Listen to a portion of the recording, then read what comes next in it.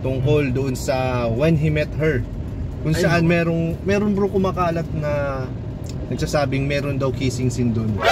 At saka meron mga nagsasabi kasi baka daw ano, nasasaktan daw si Carla doon sa mga scenes.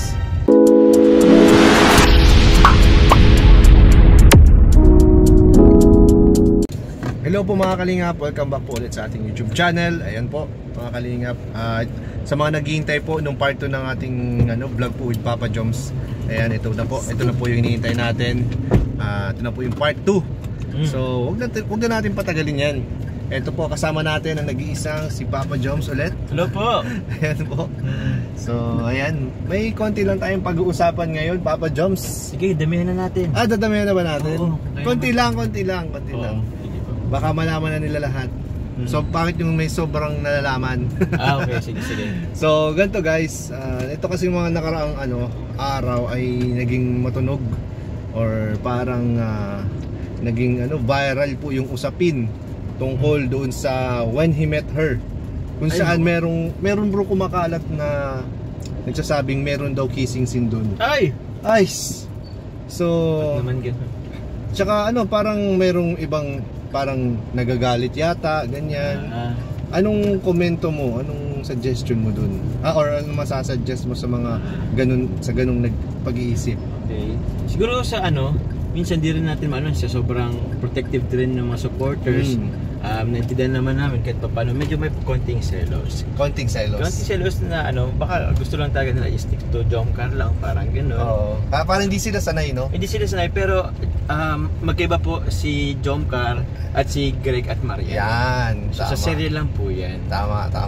Opo. Kumbaga para lang din naman siyang parang pelikula sa sa television. Meron director, meron pong mga script na kasi it's naman po siya, it's tawag dyan, hango sa totoong buhay. Yan. So yan po ay nangyari na. Siyempre lang naman na yung iba po patay na po doon, alam mo na isama natin. So kumbaga na lang po natin yung katauhan ni Craig po. Kung ba isasabuhay po natin, just being professional lang.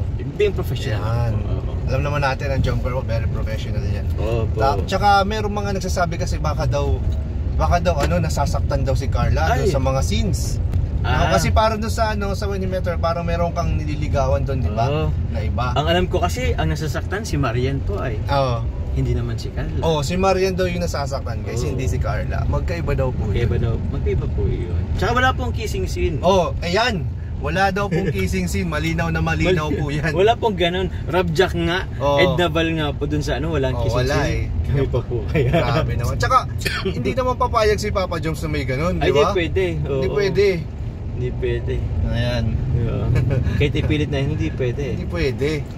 Tsaka meron tuloy bro mga nagsasuggest na dapat daw si Carla din may manligaw din daw. Kay Marian may manligaw din daw sa serye. Kung may manligaw kay Marian sa serye, yan. Carla naman is si Carla naman po, bilang si Carla po, professional din naman siya. So, kung yun ang ikakaganda ng serye, why not? Why not? If Carla's being professional po, why not? Alam naman natin si professional si Carla. So, ang sagot din ni Papa Joms is okay lang kung sa katauhan ni Marian. Sa katauhan ni Marian. Basta ang Carla at Jomar, alam natin kung para saan lang yan. Sa Jomcar lang po yan. Jomcar lang yun. Ayan. Kaya yun, huwag na mag-share. Tampo. Huwag kayong tampo, guys. Huwag na kayong Pero napag-uusapan nyo ba ni Carla yung about dyan sa serye? Palagay mo ba nagsiselos, may kunting selos si Carla or supportive sa'yo?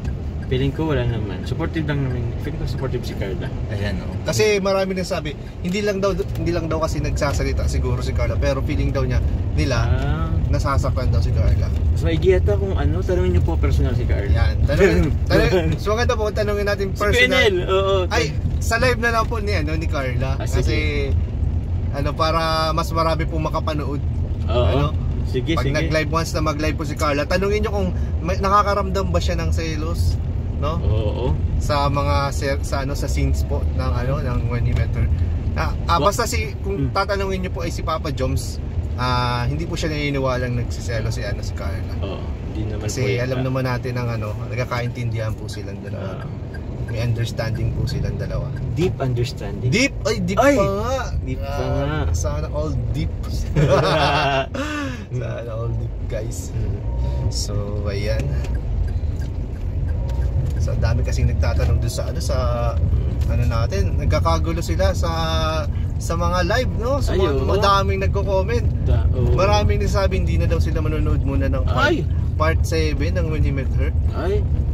Support na lang po. Support na lang, guys. Kung makita nyo po may ganun sila, guys, edi gumawa po muna kayo ng ano. Ang gagawin nyo. Yan. Pero bukas lang po yung TV. Play nyo na lang. Play nyo na lang. Para hindi nyo makita. Para hindi po kayo masaktan. Pero yung scene ba ninyo masyado bang ano? Hindi naman po. Actually, kumbaga, hindi naman sa pag ano, yung naging matunog kasi ngayon eh. Pero kung mapapanood nyo po, hindi naman siguro hindi naman malala, no? Hindi naman malala. Mas malala yung ano, yung reaction kaysa sa ano, yung exaggeration. Mas malala. Grabe po. So, relax lang tayo mga Kalingap kasi everything is under control. Yun naman po. Ayan. So ayan po, nagsalita na po si Papa Joms tungkol po sa mainit na usapin natin ngayong panahon na to. Ewan ko kasi si Greg ay. Si Greg po eh. Greg naman kasi. Ba't di niya kasi mapansin-pansin si Marian pa? Baka may tamang panahon. May tamang panahon. Baka pag nagpapansin si Marian, baka mapansin din ni Greg. Ayan. Tingnan natin. Kailangan magpapansin muna si Marian. Baka magpapansin muna si Marian. Dapat gumawa ng move si Marian. So, malay natin, guys, di natin alam ang mangyayari sa serye po. Kabang-abang yan. Kabang-abang po yan. So for sure naman, pag mapanood nyo na po yung eksena po ni Marian at ni Greg, sigurado kikiligin naman kayo. Makakabawi rin po sila Papa Joms. Kami. Hantay-hantay lang po kasi may tamang panahon para dyan. Tsaka marami din sasabi, bakit daw pag may mga twist, bakit daw sa Jomcar pinapagawa? Kasi nga, Jomcar matatag. Di ba? Bakit daw pag may mga third party, pag may mga ganyan, eksena, bakit daw sa inyo pinapagawa? Syempre, actually, professional. tanongin nga natin si Kalinga Prab. Ba't nga sa amin? Napaisip ka rin? Napaisip din ako ay. Hindi, ibig sabihin, magaling kayong magdala. Siya ba? Siguro. Saka tiwala sa inyo si Kalinga Prab. Tapos yung director na kahit yung director yata siguro ng ng When He Met Her. Napaka-professional. Yes. So ayun po mga Kalingap. Thank you so much po. Thank you so much. Narinig po natin kay Papa Joms yung kanyang side sa mga happenings po ngayong napapanahon ng mga kaganapan po sa When He Met Her. Abangan niyo po. Support po natin ang ang When He Met Her. Siyempre, Edval story po yan. Edval story po yan. So, thank you so much po. At yun lamang po sa vlog pong ito. At maraming salamat po ulit. Salamat po sa inyong walang sawang pagsuporta po sa ating channel. Ayan. Goodbye po. Thank you so much. Sana nag-enjoy po kayo. Bye-bye po.